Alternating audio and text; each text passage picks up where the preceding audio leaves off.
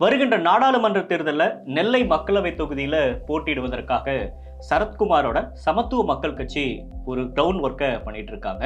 இப்படியும் தேசிய கட்சியான பாஜகவோடு நம்மளுக்கு கூட்டணி வச்சிடலாம், நெல்லையில நாடார் சமூகத்தோட ஓட் பேங்க் அதிகமாக இருக்கிறனால இந்த முறையில் நம்ம திட்டமிட்டு காய் நகர்த்தணும் அப்படின்னா நம்ம கண்டிப்பாக எம்பி ஆகிடலாம் அப்படின்றது சரத்குமாரோட நம்பிக்கையா இருக்கு. 2019 நடந்த நாடாளுமன்ற தேர்தலில் அந்த இடத்துல போட்டியிட்டு வென்ற ஞான திருவை மேல ஒரு பயங்கரமான அதிருப்தி இருக்கு. குறிப்பா பாதிரியாரை தாக்குன விவகாரம், அதன் பிறகு திமுக குள்ள நடக்கிற உட்கட்சி பூசல், இந்த விவகாரம் எல்லாமே திமுக ஒரு பெரிய அதிருப்தியை ஏற்படுத்தி இருக்கு. அதிமுகவை பொறுத்த வரைக்குமே அங்க மனோஜ் பாண்டியன் அப்படின்றத இந்த முறை எம்பியா அங்க கண்டெஸ்ட் பண்ணுவாரு அப்படின்னு சொல்லப்படுது. இந்த ரெண்டு விவகாரம் இருக்கிறனால கண்டிப்பா திமுகல இப்ப இருக்கக்கூடிய ஞான திரவியத்துக்கு மீண்டும் வாய்ப்புகள் வழங்கப்படாத பட்சத்துல அப்பாவோட பையனா இருக்கக்கூடிய அலெக்ஸ் அப்பாவுக்கு வாய்ப்பு கொடுக்கதாகவும் சொல்லப்படுது.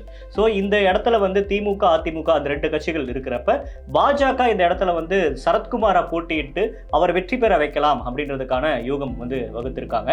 நெல்லையை பொறுத்த வரைக்கும் நாடார், முக்குளத்தோர், யாதவர், பட்டியலினத்தோர், வேளாளர் போன்ற சமூகத்தோட வாக்குகள் அதிகமா இருக்கு. இதனால சரத்குமாரை முன்னிறுத்தி இந்த இடத்துல வெற்றி பெற்றலாம் அப்படின்றது பாஜக கையில் எடுத்திருக்கக்கூடிய வியூகமாக இருக்கு. நெல்லை மக்களவை தொகுதி ஒருவேளை சரத்குமாருக்கு கொடுக்கப்படாம இருந்துச்சு அப்படின்னா பாஜகவே அதை நேரடியாக களம் இறங்குவாங்க.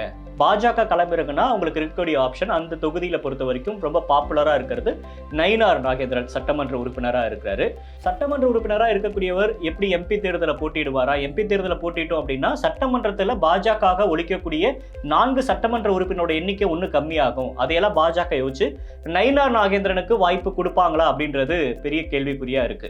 சரத்குமாரோட அரசியலை பொறுத்த வரைக்கும் 2001 திமுகவோட ஆதரவோட மாநிலங்களவை உறுப்பினராக மாறினாரு. அதன் பிறகு திமுகவோட தலைமையோட ஏற்பட்ட பிரச்சனை காரணமாக 2006 அதிமுக ஜாயின் பண்றாரு. 2006 அதிமுக ஜாயின் பண்ணி 2011 தென்காசி சட்டமன்ற உறுப்பினராக அவரு தேர்ந்தெடுக்கப்படுறாரு.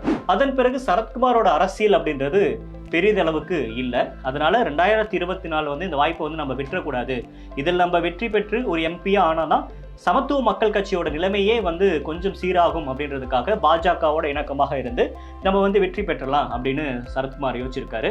இப்ப சமீபத்தில் 2 மாதங்களுக்கு முன்னாடி அங்க நடந்த ஒரு மாநாட்டில் கூட சரத்குமார் பேசுறப்ப நான் ஏன் தேர்தலில் போட்டியிடக்கூடாது, நீங்க எம்பி ஆவீங்களா அப்படின்னு கேட்ட கேள்விக்கு இருக்கலாம் அப்படின்ற ஒரு பதிலையும் சொல்லியிருந்தாரு. மற்ற கட்சிகள் தேமுதிக, பாமக, டிடிவி தினகரன், ஓபிஎஸ் போன்றவர்கள்லாம் பாஜகவோடு இணக்கமாக இருக்கக்கூடிய நிலையில நான் பாஜக ஆதரவுலே இருக்கேன் அப்படின்ற மாதிரியான ஒரு நிலைப்பாட்டை தான் சரத்குமார் எடுத்திருக்காரு. திராவிட கட்சிகள் ஊழல் பண்றாங்க, இங்க இருக்க மாநில கட்சிகள் மக்கள் நல திட்டங்களை செய்யறதே இல்லை அப்படின்னு விமர்சனங்களை முன் வச்ச சரத்குமார் மத்தியில் இருக்கக்கூடிய பாஜக அரசு நோக்கி எந்த ஒரு விமர்சனத்தையும் வைக்கல. பிரதமர் மோடி சிறப்பா ஆட்சி செஞ்சுட்டு இருக்காரு அப்படின்னு எல்லாம் கூட பேசினாரு. இதெல்லாம் வச்சு பாக்குறப்பவே அவர் பாஜகவோடு ஒரு சீட்டுக்காக எய்ம் பண்றாரு அப்படின்ற மாதிரி சொல்லப்படுது.